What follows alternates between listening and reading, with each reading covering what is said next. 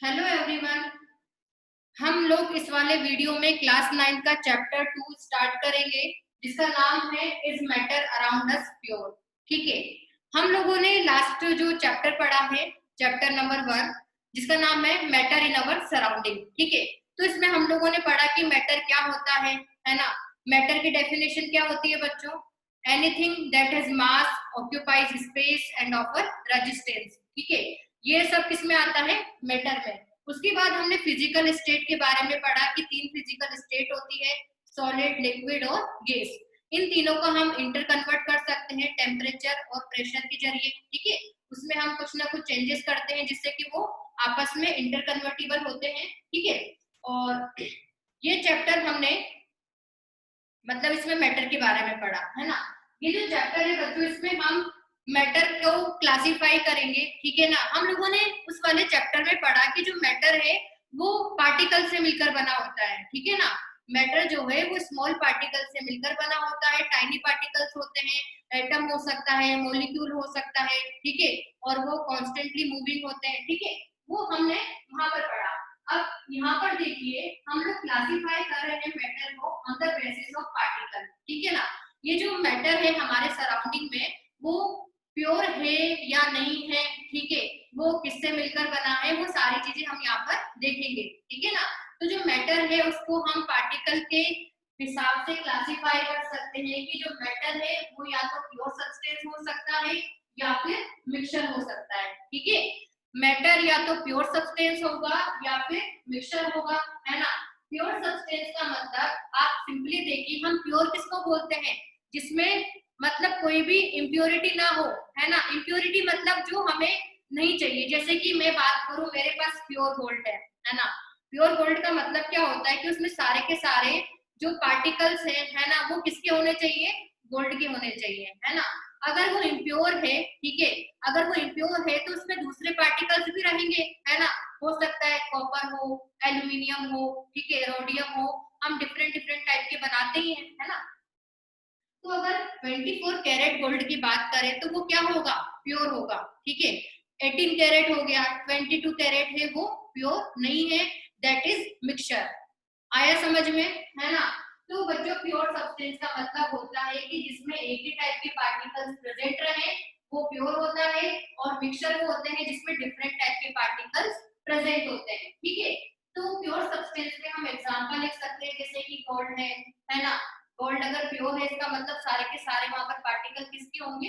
Gold के होंगे। Copper, copper मतलब सारे के सारे एटम्स किसके? कॉपर के।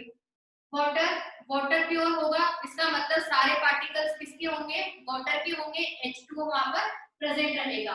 कार्बन डाइऑक्साइड हो गया, मतलब सारे के सारे जो मॉलिक्यूल्स है वो किसके हैं?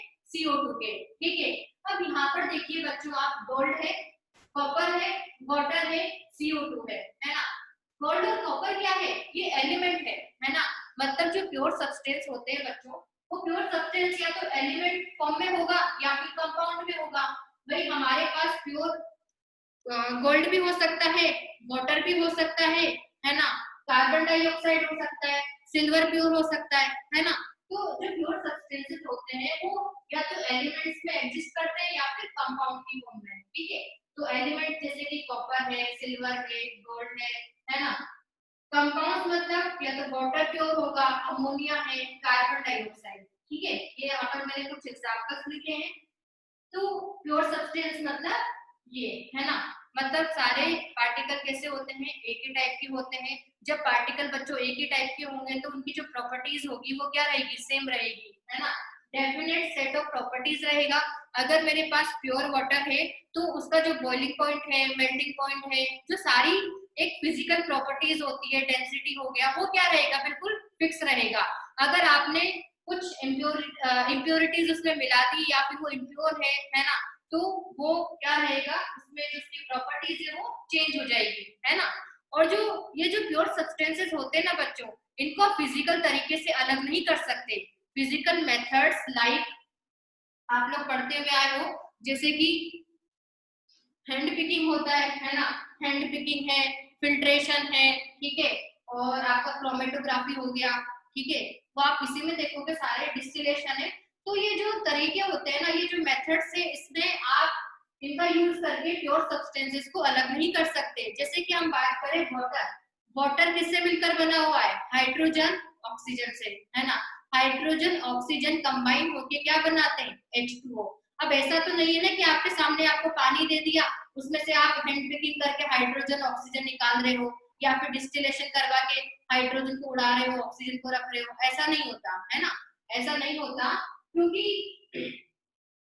ये जो है ना बच्चों, ये एक केमिकल बॉन्डिंग के थ्रू ये कंबाइंड रहते हैं। इनको इजीली आप ब्रेक नहीं कर सकते, फिजिकल तरीकों से ये सेपरेट नहीं होते। इनके लिए कुछ केमिकल मेथड्स होते हैं जिससे कि आप सेपरेट कर सकते हो। जैसे कि वाटर है, वाटर के जो कंपोनेंट्स है उसको आप इलेक्ट्रोलाइसिस से सेपरेट करते हो, ठीक है ना। इलेक्ट्रोलाइसिस होता है, सबके लिए मतलब मेथड होते हैं कुछ ना कुछ। तो ये प्योर सब्सटेंसेस का हो गया। इसके बाद देखिए मिक्सचर्स। मिक्सचर्स क्या होते हैं? मिक्सचर्स में एक दो या दो से ज्यादा वहां पर प्योर सब्सटेंसेस प्रेजेंट रहते हैं, ठीक है ना। मिक्सचर्स वो सब्सटेंस होगा, ठीक है ना। मिक्सचर वो सब्सटेंस होगा जिसमें कि दो या दो से ज्यादा प्योर सब्सटेंसेस प्रेजेंट रहते हैं, ठीक है। अब वो एलिमेंट हो सकता है, कंपाउंड हो सकता है, कुछ भी हो सकता है ना। तो जैसे कि हम बात करें, आपने क्या करा? सॉल्ट लिया, सॉल्ट इज कंपाउंड। वो जो टेबल सॉल्ट होता है वो क्या होता है? कंपाउंड होता है ना। और आपने क्या लिया? वाटर, वाटर भी कंपाउंड है। दोनों को आप मिक्स कर दीजिए, क्या बनेगा? मिक्सचर। तो दो या दो से ज्यादा आपके क्या हो सकते हैं? प्योर सब्सटेंसेस इसमें मिक्स रहते हैं, ठीक है। सॉल्ट सॉल्यूशन है, ग्लूकोज सॉल्यूशन है, सैंड इन वाटर, वाटर में आपने सैंड को मिला दिया, दैट इज आल्सो मिक्सचर, है ना। तो मिक्सचर्स हम टू टाइप में क्लासिफाई कर सकते हैं। First one is homogeneous mixture and second one is heterogeneous mixtures, ठीक है। तो अब होमोजेनियस और हेटेरोजेनियस मिक्सचर्स क्या होते हैं? होमोजेनियस मिक्सचर्स वो मिक्सचर्स होते हैं जहां पर कंपोजिशन क्या रहता है? यूनिफॉर्म रहता है ना। आप पूरा सॉल्यूशन जब देखोगे ना तो आपको वो एक जैसा दिखाई देगा, आपको पूरा सॉल्यूशन एक जैसा दिखाई देगा। आप है ना क्या करना, एक गिलास पानी लेना, उसमें आपने कुछ नमक डाल दिया, सॉल्ट डाल दिया, ठीक है। उसको जब आप डिसॉल्व करोगे तो पूरा का पूरा सॉल्यूशन आपको एक जैसा दिखाई देगा। कंपोजिशन क्या है? पूरा सेम है ऊपर से लेकर नीचे तक, ठीक है। लेकिन अगर हम बात करें हेटेरोजेनियस मिक्सचर्स की, तो उसमें बच्चों जो कंपोजिशन होता है वो पूरे सॉल्यूशन में सेम नहीं रहता, है ना। जैसे कि हम बात करें, हमने क्या करा? पानी लिया, पानी में हमने सैंड को मिक्स कर दिया, ठीक है। आपने उसको थोड़ी देर मतलब स्टीरिंग की, है ना, जिससे कि वो उसमें थोड़ा मिक्स हुआ। फाइनली क्या होता है? वो जो पार्टिकल्स है बच्चों, वो नीचे जाकर सेडिमेंट हो जाते हैं, है ना। वो नीचे जाकर बॉटम में बैठ जाएंगे, ठीक है। तो इस टाइप के जो मिक्सचर होते हैं वो हेटेरोजेनियस मिक्सचर होते हैं। आप जब भी उस सॉल्यूशन को देखोगे ना, कंपोजिशन सेम नहीं दिखाई देगा। आपको नीचे सैंड दिखेगी, ऊपर वाटर है। आप क्या करो? वाटर में चॉक पाउडर को मिला दो, है ना। तो वो भी जो मिक्सचर होगा वो भी हेटेरोजेनियस है, उसमें पार्टिकल्स आपको कहीं कम कहीं ज्यादा इस टाइप से आपको दिखेगा, ठीक है। तो कंपोजिशन इसमें सेम नहीं रहता है। तो मिक्सचर इस तरीके से टू टाइप्स में होते हैं, होमोजेनियस मिक्सचर, हेटेरोजेनियस मिक्सचर। इसमें आप एग्जांपल देखिए, जैसे कि एयर है ना। एयर क्या होता है? होमोजेनियस मिक्सचर होता है ना। जैसे कि हम बात करें एयर में क्या क्या होते हैं? नाइट्रोजन है, ऑक्सीजन है, कार्बन डाइऑक्साइड गैस है, ठीक है। और इनर्ट गैसेज होती है कुछ, है ना, रेडोन को छोड़कर बाकी इनर्ट गैसेज उसमें होती है। तो ऐसा थोड़ा ना कि आप मतलब ये बता पा रहे हो कि यहाँ पर नाइट्रोजन है, यहाँ पर ऑक्सीजन है, ऐसा थोड़े ना है। मतलब उसका जो कंपोजिशन है वो क्या है? सेम है। ऐसा नहीं है कि कहीं पर नाइट्रोजन ज्यादा है, कहीं पर ऑक्सीजन ज्यादा हो रखा है ना। ऐसा नहीं है। एयर में जो कंपोजिशन है वो पूरा यूनिफॉर्म है। तो वो किसमें आता है? होमोजेनियस मिक्सचर्स में। अलोइस क्या होते हैं बच्चों? अलोइस वो मिक्सचर होता है जिसमें कि हम मेटल मेटल को या फिर मेटल नॉन मेटल को मिलाकर एक नया सब्सटेंस बनाते हैं। जैसे कि स्टील हो गया, आपका जो स्टील है वो किससे बना होता है? उसमें आयरन होता है, कार्बन होता है, ठीक है। तो ऐसा तो नहीं है कि आयरन बिल्कुल अलग पड़ा है, कार्बन अलग पड़ा है, ऐसा तो नहीं है। पूरा जो कंपोजिशन है वो यूनिफॉर्म है, दैट इज होमोजीनियस मिक्सचर, है ना। ये जो मैंने लाइंस बोली है इनका ध्यान देना, इनका है ना यही काम आता है। इसके बाद हम इनकी डेफिनेशन लिखते हैं।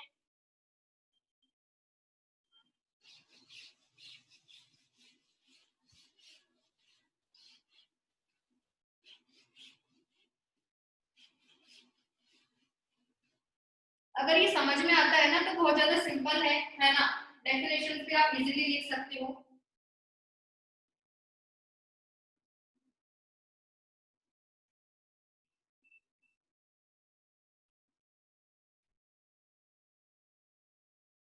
हम सबसे पहले लिखते हैं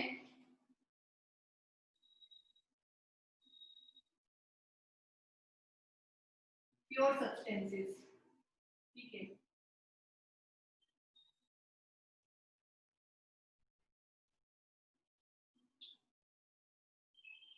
प्योर सब्सटेंसेस क्या होते हैं बच्चों, जिसमें कि एक टाइप का पार्टिकल प्रेजेंट रहता है।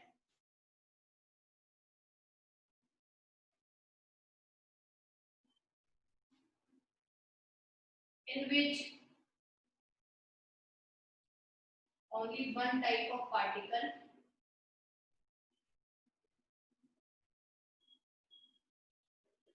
is present। ठीक है, one type of particle present रहता है और क्या होता है, डेफिनेट सेट ऑफ प्रॉपर्टीज होता है। भाई सारे के सारे पार्टिकल्स अगर एक ही टाइप के हैं तो उनकी प्रॉपर्टीज क्या रहेगी, सेम रहेगी। आपने कोई दूसरा पार्टिकल डाल दिया तो वो भी डोमिनेट करेगा, है ना, वो भी कुछ ना कुछ शो करता है। ठीक है, तो डेफिनेट सेट ऑफ प्रॉपर्टीज रहेगी। और कंपोजिशन कैसा होता है, यूनिफॉर्म, है ना, यूनिफॉर्म कंपोजिशन रहता है। मतलब हम क्या बोल सकते हैं, होमोजेनियस होता है ना। होमोजेनियस एक वर्ड है, ये मिक्सचर की बात नहीं कर रहे हैं यहाँ पर, है ना। होमोजेनियस होते हैं नेचर में। और क्या लिख सकते हैं हम, can't be separated by physical methods like filtration है और डिस्टिलेशन। ठीक है, फिजिकल मेथड से हम इनको सेपरेट नहीं कर सकते, can be separated by chemical methods.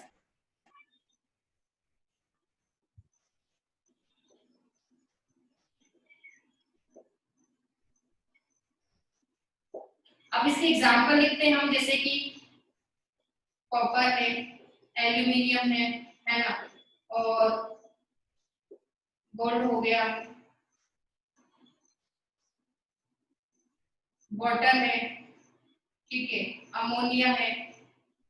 ये सब प्योर सब्सटेंसेस के एग्जांपल है। ठीक है, अब ये जो प्योर सब्सटेंस होता है वो टू टाइप से एग्जिस्ट कर सकता है, या तो वो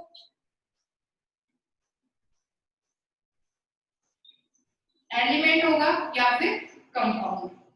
ठीक है, या तो एलिमेंट होगा या फिर कंपाउंड। तो अब हम इसमें देखते हैं,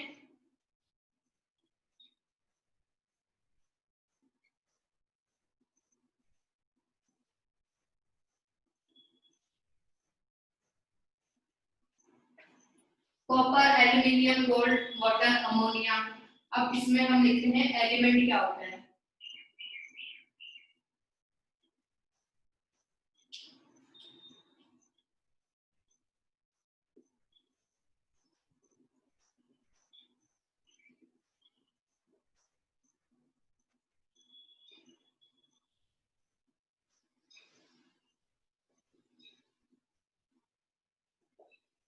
एलिमेंट्स क्या होते हैं बच्चों, जिसमें कि एक टाइप का एटम प्रेजेंट होता है, जिसमें कि एक ही टाइप के एटम प्रेजेंट होते हैं, वो एलिमेंट्स होते हैं। ठीक है, अब मैं ये नहीं लिखूंगी यहाँ पर कि वो प्योर होता है ना, वो होमोजेनियस होते हैं, उनको हम फिजिकल मेथड से सेपरेट नहीं कर सकते, क्योंकि ये सब किस में आ रहा है, प्योर सब्सटेंस में आ रहा है। वो सारे पॉइंट्स मैंने यहाँ पर लिख दिए हैं, है ना, तो ये सब इस पर भी एप्लीकेबल है। अब इसमें हम देखते हैं, जैसे कि ये जो एलिमेंट होता है ना बच्चों, ये आपके टू टाइप से रहेगा, या तो एटम या फिर मॉलिक्यूल, है ना, एग्जिस्ट एज। ये एग्जिस्ट कैसे करेगा, या तो एटम की फॉर्म में रहता है या फिर मॉलिक्यूल की फॉर्म में, है ना। तो अब एटम का जैसे एग्जांपल है, गोल्ड है, कॉपर है, सिल्वर है।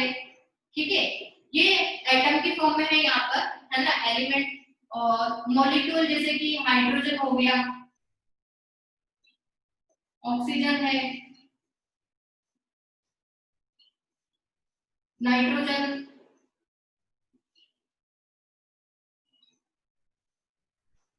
ठीक है। तो एलिमेंट या तो एटम की फॉर्म में रहता है या फिर मॉलिक्यूल की फॉर्म में। तो देखिए जैसे कि हाइड्रोजन है,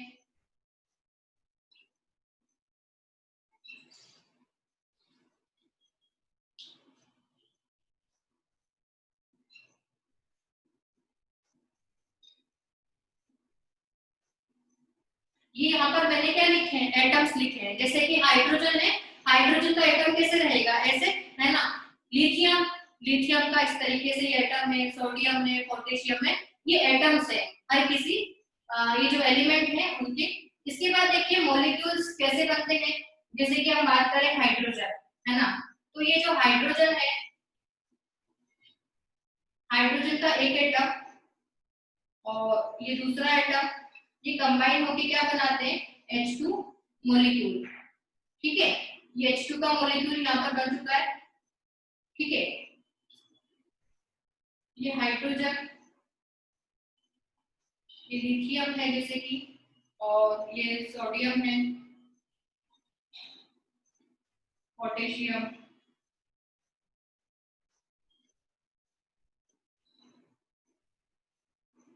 यहाँ पर ये हाइड्रोजन मॉलिक्यूल बना है। तो देखिए ये जो एलिमेंट है या तो वो एटम की फॉर्म में रहता है या फिर मॉलिक्यूल की फॉर्म में। मॉलिक्यूल जैसे कि हाइड्रोजन मॉलिक्यूल है, ऑक्सीजन का अगर बनाना है तो एक मॉलिक्यूल ये, सॉरी एक एटम ये और दूसरा एटम ये कंबाइन होकर क्या बनाएंगे, ऑटो मॉलिक्यूल, ठीक है।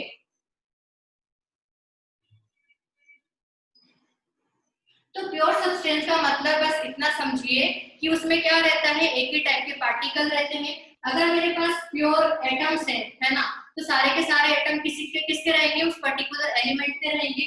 जैसे कि मेरे पास हाइड्रोजन एटम्स है ना, तो सारे वो क्या रहेंगे, वहां पर हाइड्रोजन एटम रहेंगे, वो प्योर है तो, ठीक है। हाइड्रोजन हाइड्रोजन गैस है मेरे पास, अगर वो प्योर है, प्योर सब्सटेंस है, तो सारे के सारे मॉलिक्यूल किसके रहेंगे वहां पर, हाइड्रोजन के, ठीक है। और उस वजह से सारे के सारे जो प्रॉपर्टीज रहेगी, है ना, वो डेफिनेट रहेगी, उसमें कोई चेंजेस नहीं आएंगे, ठीक है। अब इसके बाद हम देखते हैं कंपाउंड्स।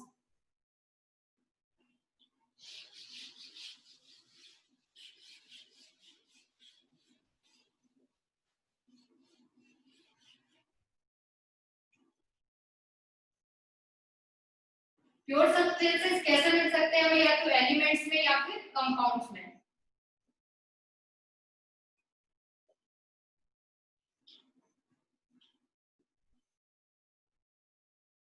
इन विच टू और मोर एटम्स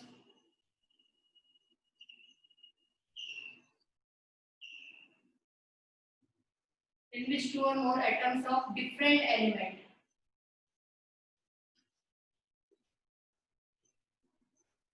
are present, ठीक है। कंपाउंड क्या होते हैं बच्चों, जिसमें कि दो या दो से ज्यादा एटम्स प्रेजेंट होते हैं डिफरेंट टाइप के एलिमेंट्स के, है ना। सेम टाइप के एटम प्रेजेंट रहते हैं तो वो तो क्या हो जाता है, एलिमेंट। जैसे कि O3 है, O3 भी क्या है, एलिमेंट है, क्योंकि उसमें सारे एटम किसके हैं, ऑक्सीजन के। बट वो मॉलिक्यूल होता है, और एटम मॉलिक्यूल तो हम जानते हैं, लेकिन वो एलिमेंट है, ठीक है। और कंपाउंड मतलब जिसमें कि दो या दो से ज्यादा टाइप के, वहां पर दो या दो से ज्यादा एटम प्रेजेंट रहते हैं डिफरेंट एलिमेंट्स के, ठीक है। तो देखिए यहाँ पर एग्जांपल, जैसे कि H2O हो गया, है ना।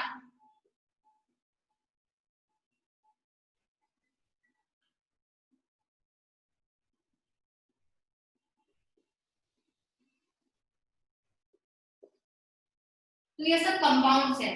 ये वाटर है, ammonia, carbon dioxide, calcium carbonate, sulphuric acid, ये सब कंपाउंड्स के एग्जांपल हैं, ठीक है। अब इसके बाद हम देखते हैं, ये जो एलिमेंट्स होते हैं इनको हम क्लासिफाई कर सकते हैं, इनको हम क्लासिफाई कर सकते हैं on the basis of physical state, ठीक है।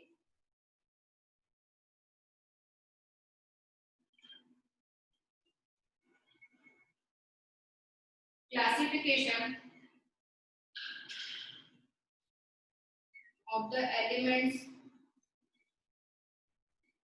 On the basis of physical state. ठीक है, फिजिकल स्टेट मतलब कि सॉलिड, लिक्विड और गैस।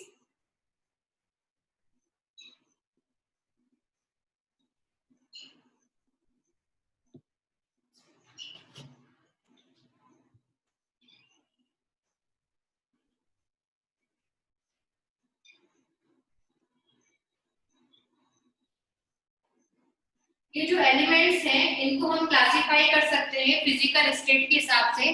कुछ सॉलिड होते हैं, कुछ लिक्विड होते हैं और कुछ क्या होते हैं, गैस। ठीक है, तो अब हम इसमें लिखते हैं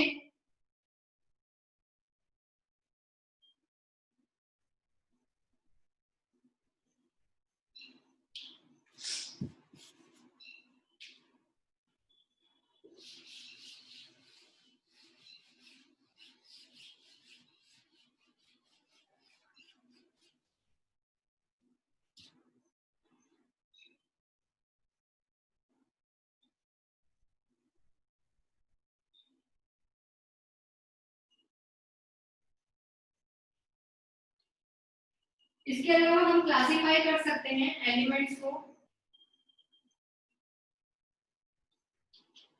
क्लासिफिकेशन ऑफ एलिमेंट्स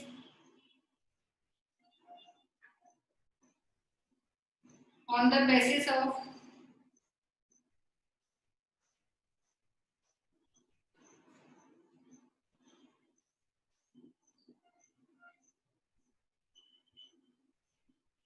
केमिकल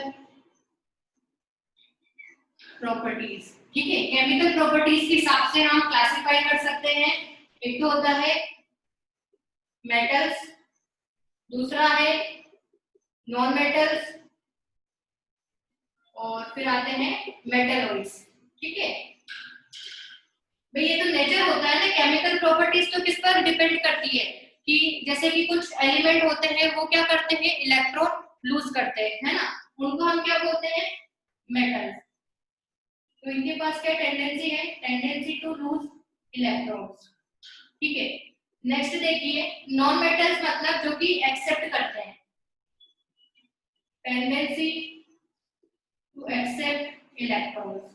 ठीक है, जैसे कि ऑक्सीजन है ना, फ्लोरीन है, नाइट्रोजन है, ये नॉन मेटल्स होते हैं, ये इलेक्ट्रॉन को एक्सेप्ट करते हैं। इसके बाद आता है थर्ड टाइप, मतलब जो कि मेटल भी है और नॉन मेटल भी है। ठीक है,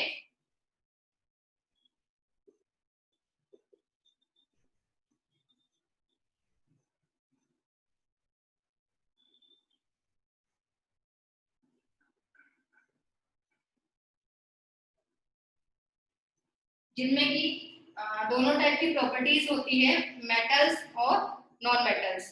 वो क्या होते हैं, मेटलॉइड्स। ठीक है,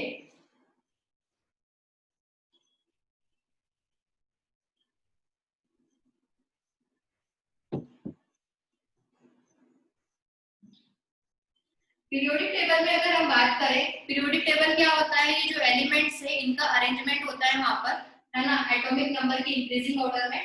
तो वहां पर जो पीरियोडिक टेबल है उसमें 22 नॉन मेटल्स है। ठीक है, तो इसमें देखिए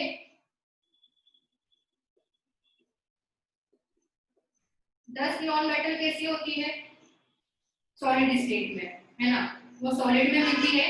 मतलब कि अगर हम यहाँ पर बात करें फिजिकल स्टेट के बारे में, तो 22 नॉन मेटल में से 10 क्या है, सॉलिड। ठीक है, और एक नॉन मेटल जो कि कौन है, ब्रोमीन, है ना। ये क्वेश्चन पूछा जाता है, एक ऐसी नॉन मेटल जो कि रूम टेम्परेचर पर लिक्विड स्टेट में होती है। ठीक है, ये लिक्विड में पाया जाता है। इसके बाद 11 नॉन मेटल्स गैसेस होती है। ठीक है,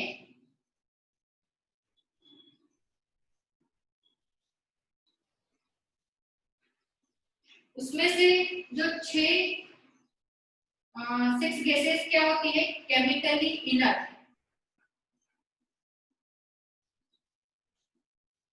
केमिकली कैसी होती है, वो इनर्ट होती है। इनर्ट गैसेस जिनको हम बोलते हैं हीलियम है, नियोन, आर्गन, क्रिप्टॉन, जिनोन और रेडॉन।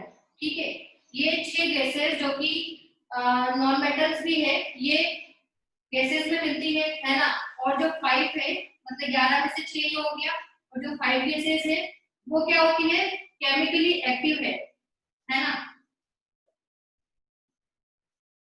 इसकी हम एग्जांपल लिख लेते हैं। वैसे ही कहीं अलग से पूछा नहीं जाता है, बस आप लोगों को थोड़ा आइडिया है कि जैसे कि ऑक्सीजन है, नाइट्रोजन है, ये गैसेस में मिलता है ना, ये गैस होती है। तो O2 है, N2 है, F2,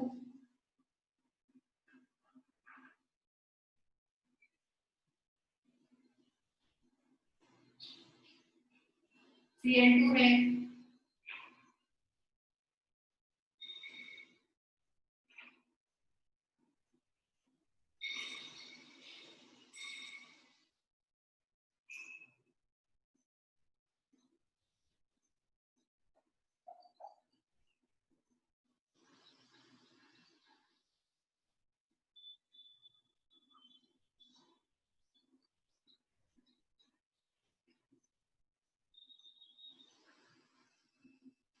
और एक हाइड्रोजन। ठीक है, O2, N2, F2, Cl2, hydrogen, ये chemically active non metallic gases होती है। ठीक है,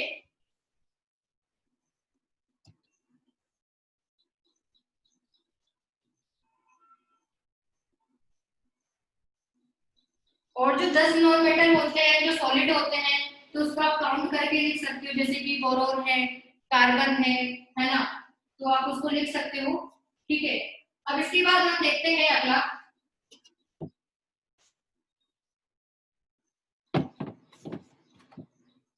कंपाउंड्स को भी हम क्लासिफाई कर सकते हैं। ठीक है,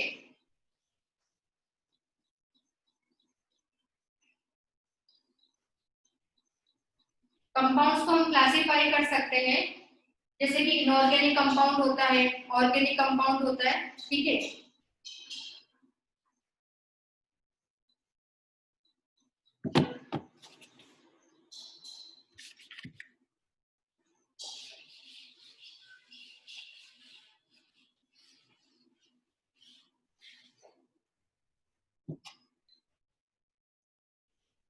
classification of compound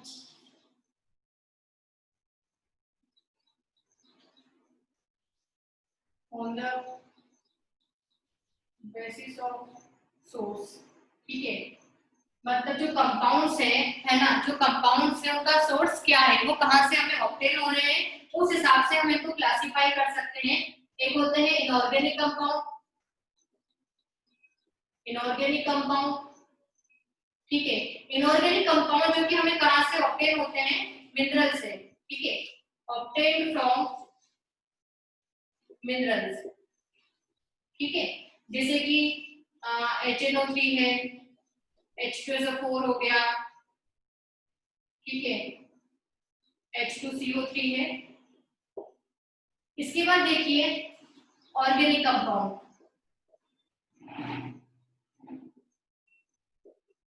organic compound मतलब जो हमें कहां से ऑब्टेन होते हैं, ऑब्टेन फ्रॉम एनिमल्स या और प्लांट्स। ठीक है, एनिमल्स या प्लांट से जो हमें ऑब्टेन होते हैं कंपाउंड, वो ऑर्गेनिक कंपाउंड होते हैं। ऑर्गेनिक का मतलब ये नहीं है कि वहां पर कार्बन होना ही चाहिए, जैसे कि यहाँ पर मैंने कार्बोनिक एसिड लिखा है ना, उसको किसमें डाला मैंने, इनऑर्गेनिक कंपाउंड में। ठीक है, तो कार्बन होना जरूरी नहीं है। वैसे जनरली आप देखोगे कि वहां पर कार्बन होता है। ठीक है, लेकिन ये डेफिनेशन कहना सही नहीं होगी। डेफिनेशन ये होती है जो कि हमें एनिमल और प्लांट से मिलते हैं, वो ऑर्गेनिक कंपाउंड होते हैं। ठीक है, तो इसमें हम एग्जांपल लिख सकते हैं,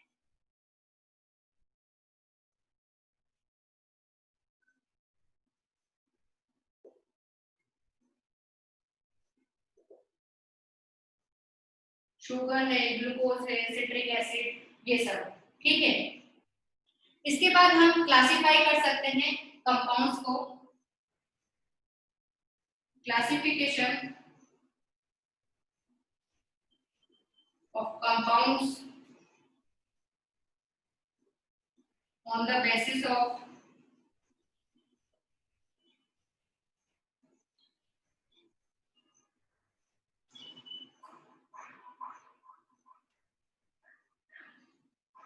नेचर।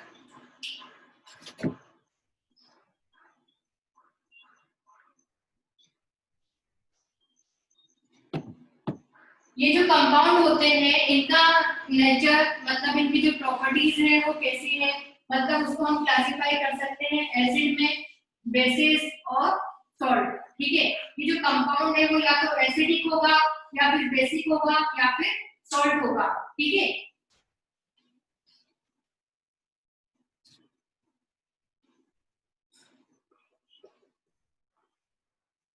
एसिड्स, एसिड्स वो होते हैं मतलब उन कंपाउंड को हम एसिड बोलेंगे जो कि वाटर में क्या करते हैं, H प्लस आयन देते हैं, give H plus ion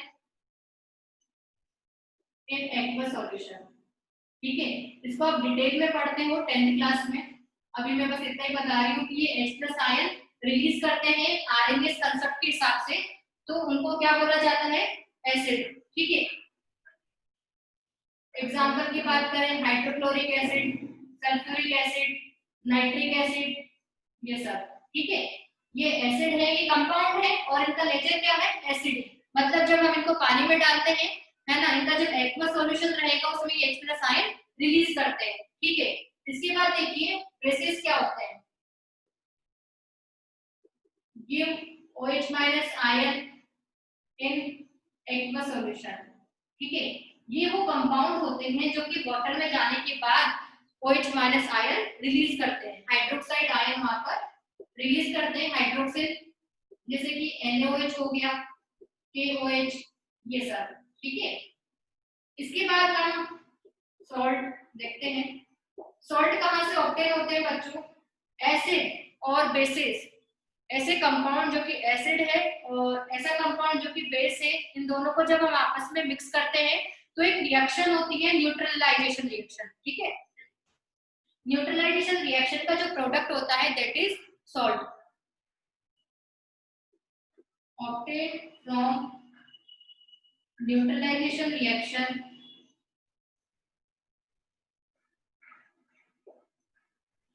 between acid and base. ठीक है, जैसे कि NaCl है, NaCl कैसे बनता है, HCl लिया हमने और NaOH लिया, इन दोनों को मिलाया तो क्या बना, NaCl। ठीक है, और साथ में वाटर भी बनता है। ठीक है, और ये रिएक्शन एक्सोथर्मिक रिएक्शन भी होती है, मतलब यहाँ पर हीट एनर्जी इवॉल्व होती है। ठीक है, तो कंपाउंड तीन टाइप के हो सकते हैं, या तो एसिड होगा या फिर बेसिक होगा या फिर सॉल्ट होगा।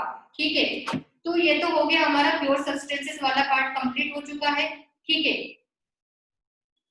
अब इसके बाद हम देखते हैं mixtures.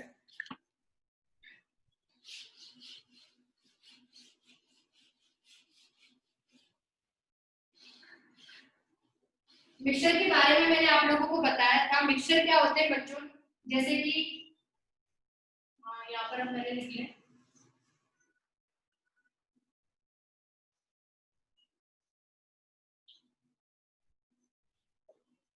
when two or more pure substances are present।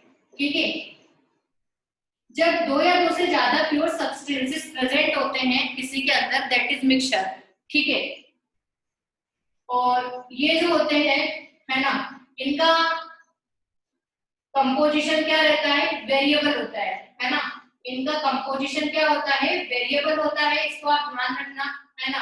जैसे कि हम बात करें प्योर सब्सटेंसेस की, है ना, प्योर सब्सटेंसेस जैसे कि वाटर है, तो वाटर का जो कंपोजिशन है ना वो फिक्स है, मतलब हाइड्रोजन का 1 ग्राम ऑक्सीजन के 8 ग्राम के साथ कंबाइंड रहता है।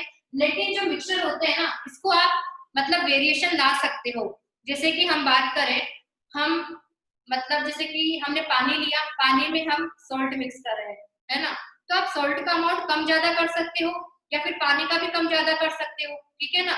और शुगर आप मिक्स कर रहे हो, शुगर आपने 1 स्पून डाला, 2 स्पून डाला, 3 है ना, तो उसमें आप वेरिएशंस ला सकते हो, वो आपके ऊपर है ना, आपको क्या कंसेंट्रेशन रखनी है, वो सारी टर्म्स बाद में आती है, ठीक है। तो जो कंपोजिशन होता है वो क्या होता है, वेरिएबल, ठीक है, रेशियो इसका फिक्स नहीं होता,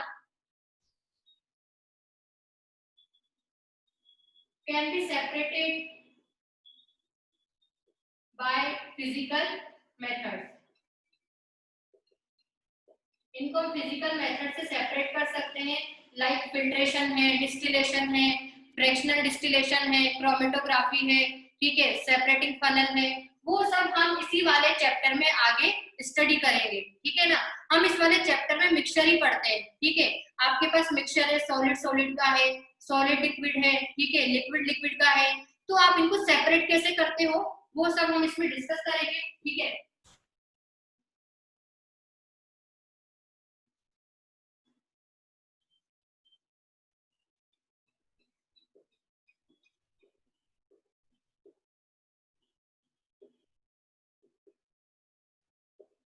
और बच्चों जब कंपोजिशन वेरिएबल है तो डेफिनेट सेट ऑफ प्रॉपर्टीज भी वहां पर नहीं रहेगा, है ना। जैसे कि हम बात करते हैं प्योर सब्सटेंसेस में डेफिनेट सेट ऑफ प्रॉपर्टीज होता है, यहाँ पर वो नहीं रहता है, ठीक है ना। और इसके बाद हम इसको क्लासिफाई करते हैं,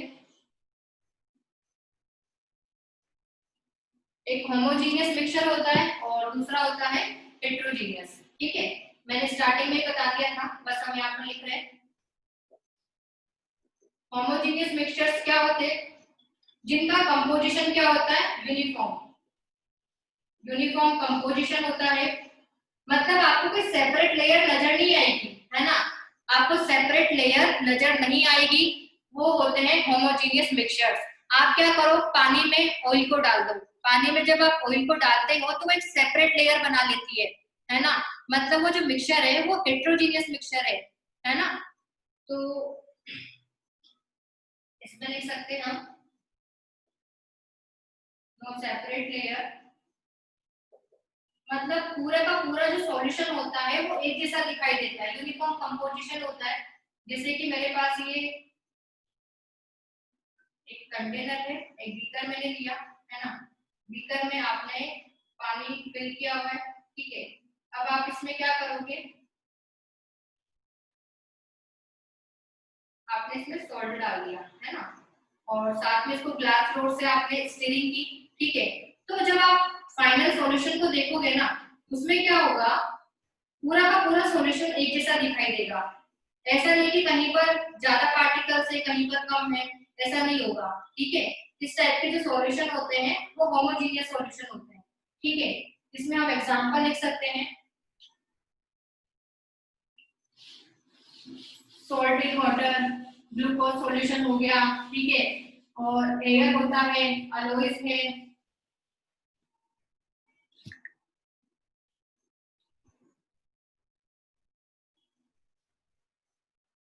example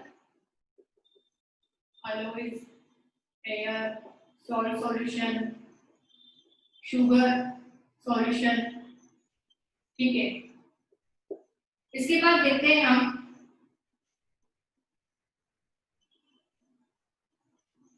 heterogeneous mixtures. Heterogeneous mixtures वो होते हैं जहां पर कंपोजिशन क्या होता है, नॉन यूनिफॉर्म कंपोजिशन रहता है ना। और हो सकता है कि आपको कभी पार्टिकल्स यहाँ पर नजर भी आए, ट्रू सॉल्यूशन, मतलब अभी तो हम वो बाद में पढ़ेंगे, होमोजीनियस सॉल्यूशन जो होते हैं, होमोजीनियस मिक्सचर, वो ट्रू सॉल्यूशन जो होता है वही होता है ना। तो ट्रू सॉल्यूशन के जो पार्टिकल्स हैं वो नजर नहीं आते है ना, और जो हेट्रोजीनियस मिक्सचर्स होते हैं उनके जो पार्टिकल्स होते हैं उनको आप नेक्ड आई से भी देख सकते हो, ठीक है, sometimes visible, sometimes particles are visible, ठीक है। जैसे कि आपने सेंड में सेंड को पानी में मिक्स करा, है ना, चॉक पाउडर को पानी में मिक्स करा, तो जो पार्टिकल्स है वो आपको वहां पर नजर आएंगे, ठीक है ना। और वो उसमें पूरी तरीके से मिक्स नहीं होते, ठीक है। तो एक सेपरेट लेयर भी नजर आती है। जैसे कि हमने एक ये बीकर लिया है ना, बीकर में वाटर फिल है, इसमें अब हम क्या कर रहे हैं, सैंड डाल रहे हैं, ठीक है। आपने कुछ इसमें सैंड डाल दिया,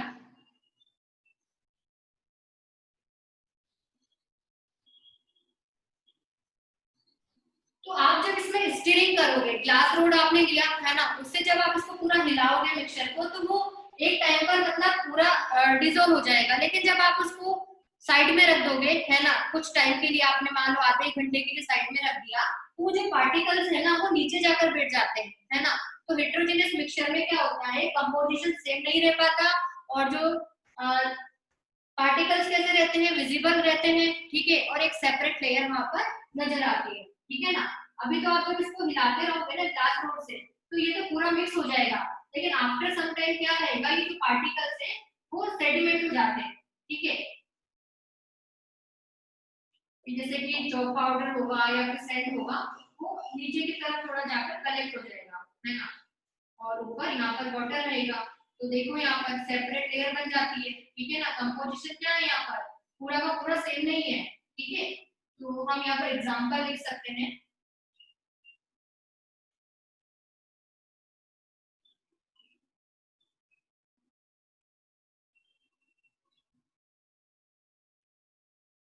sand in water, chalk powder in water,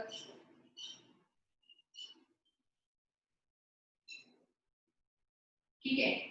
तो हम जो कंसंट्रेशन टर्म्स पढ़ते हैं ना, इसी चैप्टर पे हम देखेंगे थोड़ा सा, है ना। बाकी तो आप 11th में पढ़ते हो। तो जो कंसंट्रेशन टर्म्स है ना, वो हम होमोजेनियस मिक्सचर के ही बता पाते हैं, क्योंकि यहाँ पर जो कंपोजिशन है वो क्या है, पूरा का पूरा सेम है ना। ऐसा नहीं कि कहीं पर कम है कहीं पर ज्यादा है। आप एक कंसंट्रेशन पूरे सॉल्यूशन की तो बताओगे, ठीक है ना। जहां पर कंपोजिशन ही सेम नहीं है, तो आप कैसे कंसंट्रेशन बताओगे, ठीक है। कहीं पर कम है कहीं पर ज्यादा है। तो इस वाले वीडियो में आज हमने क्लासिफिकेशन पढ़ा, मैटर के बारे में देखा कि मैटर को हम क्लासिफाई कर सकते हैं प्योर सब्सटेंसेस में और मिक्सचर्स में, ठीक है। प्योर सब्सटेंसेस आगे एलिमेंट्स और कंपाउंड्स में हम लोगों को मिलते हैं, ठीक है। और जो मिक्सचर होता है वो होमोजीनियस या फिर हेट्रोजीनियस टाइप का होता है, ठीक है। इसके बाद वाले वीडियो में, अगले वीडियो में हम लोग पढ़ेंगे टाइप्स ऑफ सॉल्यूशन, ठीक है। Thank you.